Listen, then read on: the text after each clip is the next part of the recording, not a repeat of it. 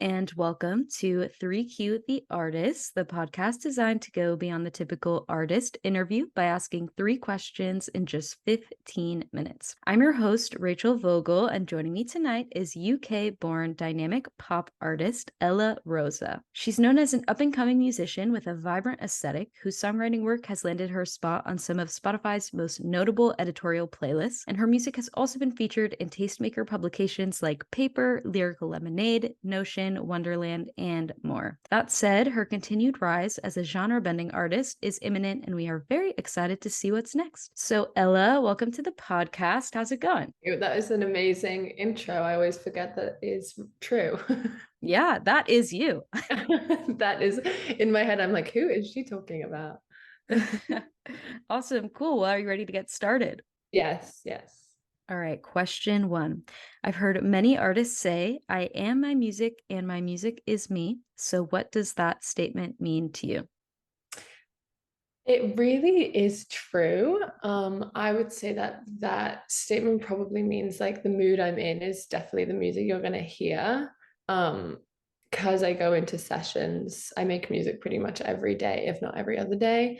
Um, Depending on how I wake up, depending on how I feel that day, or depending on like what's going on in the day, I'm going to be making music based on that. I'm really, really terrible at like going to a session and being like, okay, especially if it's for like my music, going into a session and being like, okay, let's write something happy. If I'm feeling like tired or sad or down, I like very much mirror what I'm feeling in my music. So And how does that statement kind of apply to you when performing like live? Like, how was it when you were at the South by Southwest stage? Do you kind of yeah. like center your emotions for your performances? Yeah, I think I try to make my set kind of like arc in a way that like makes sense for me. Again, like I said, I find it hard to like performing's different because you're just kind of like performing, it's like doing a show. But I think I try to like make the arc of my show pretty congruent from the start to the finish. Like there's a through line of feeling good. I don't really like doing shows that like people don't feel good at. So most of the like theme of the night is to like have a good time. I love Yeah. that. So I'm curious, before we dive into question 2, is being an artist and like making the kind of music that you make now something that you always saw yourself doing? Yeah, I just went to my brother's wedding this weekend and we were talking about what we wanted to be as when we were younger because I asked a kid that and I was like, what a boring question. But then I was like, I asked my mom and I was like, did I always want to do this? Because in my head, yes, I've always wanted to do this, but I was like, hey, really, how like young did I see this being my future? And she really was like, there's a picture of me when I was like 3 or 4 in front of, those like plastic microphone stands. Oh Um, yeah. and I still have it to this day. I like post about it a lot, but I really did want to be this for a very long time. I definitely didn't know that there were so many different avenues to go in music. I saw myself as like a Britney or someone like that because she was my idol and still is my idol. But I think from a very, very young age, I was like, this is what I want to do. All right, jumping into question 2. Every industry has its dirty little secrets, and that can be both positive and negative. What's one secret you would like to share about the music industry? I think a lot of people in the music industry know this, but like some of the like outsiders know this, don't know this, sorry. The outsiders don't know this. Most of the big artists are not writing their own music. Like Oh. some of the great ones are, and I'm not going to name names, but some of the people who are obviously just too busy to do it don't write their own music, and there's a lot of help involved. I mean, it's like put in the day sale on Spotify, like in credits and stuff like that. But most people who are listening to music are not crazy like me and going into the credits and checking everyone's whereabouts.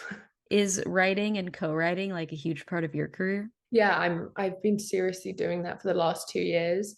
Like I said, when I was younger, I really wanted to just be like the Britneys of the world and da da da. And I think as I got older, I had more and more creative juice and creative stuff to give, and I couldn't keep giving it to just myself. So going to these sessions like for other people really, really helped me like get out what I needed. I think I had a lot of energy that was like pent up. Um, and it feels good giving it to the artist that I like truly believe in. Yeah. And so, for the people that aren't as familiar with the way the business works and setting up a session, can you give us like a sneak peek as to how you go about setting a session up with an artist that you've always wanted to work with? Yeah, basically it's like super kind of easy, I guess. Like the reaching out process is easy, like depending on if they get back to you or not, that's not up to me. But um I literally just DM them. I go on a song that I like on Spotify. If I'm like, oh my God, this is the song of my like month, I'll look at the credits and I'll go on Instagram and I'll DM them on Instagram and I'll be like, I love your work. And I'll just start like a conversation with them there. I'll see where they're based, like see if they're open to doing sessions. It is truly like a grind and hustle vibe, you know, like I just have to like see who's a taker. And then I also have like relationships with publishers who I'm like grateful enough for them to put me into sessions, and that's a lot less hands-on and a lot less effort. But that's only been in the last like 6 months where I don't have to do so much work on my end. But still, like I give myself an assignment every day to reach out to 5 new writers that I like. That's great. Yeah, I often think about like I can't imagine the time before DMs were a thing. Like, how did you get in touch with literally anyone? My mom was telling me like this is way before even like phones were a thing.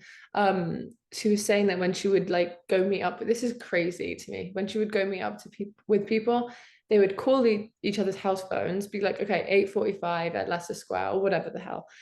And they would go. And then there was one time she went to this wherever, um, and the person like was running like an hour, like they missed the train and they ran an hour late. So the person showed up an hour and my mom was already gone. She went all the way back home from London.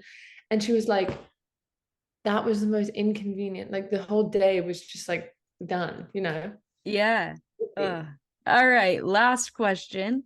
Today, you are in your 20s. Now, imagine you're in your 70s and you're being interviewed for a retrospective on your career and your life. What would you hope to be able to say about each? I really hope that I can talk to the variety I've had in my life. I mean, already I've like been in 2 different genres. I've traveled a lot. I've lived in 3 different cities. And I'm lucky enough to say that like the people in my life are very, you know, diverse and different. So I have a bit of like I have a taste of everything in my life, which I really am so grateful for. I hope that I can say like I didn't stop working. I don't really want to have a career that I want to retire from. I think like even on my days off, I still want to do, you know, music. I still want to do some sort of music.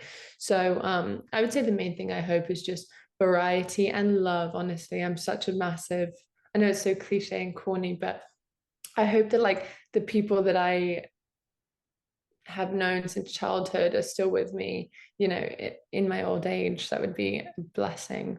Yeah, that's amazing. Before we close it out, because you just brought it up, so you've traveled between 3 cities, you've lived in 3 cities. What has been kind of like the most rewarding, but also the hardest part transcending your career between the different places that you've lived? I think definitely each of them have taught me different things. Like the music scene in all of these places, it was New York, London, and obviously LA now. They teach me all different things, and I still hop between all of them.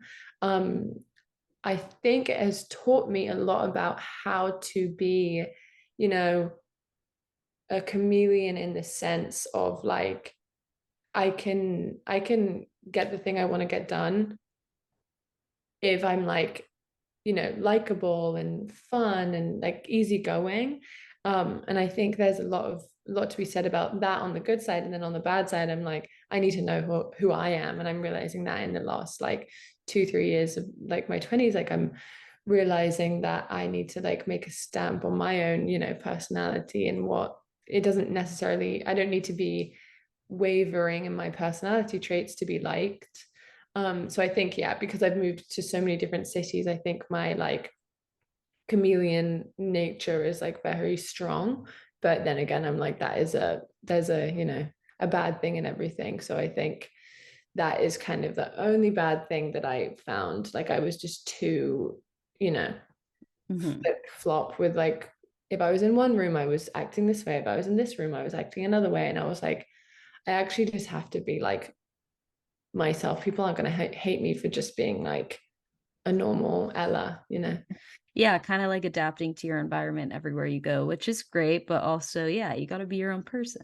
Yeah. Well, Ella, thanks so much for joining me on tonight's episode. To all of our listeners, I hope you enjoyed tonight's episode and check out Ella's latest hits on Spotify at the link below. And stay tuned for next week's episode of 3Q the Artist, the podcast that goes beyond the typical artist interview by asking 3 questions in just 15 minutes. See you then. Thank you.